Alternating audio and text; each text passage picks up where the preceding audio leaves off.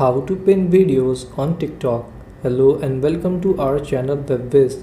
In this tutorial, I'm going to show you how you can easily pin videos on your TikTok. So please watch till the end to properly understand the tutorial. So first, open up your TikTok app. Then once you're on your TikTok app, go to your profile. So to go to your profile, tap on your profile in the bottom right corner here. Then once you're on your profile, open the video that you want to pin on your TikTok profile.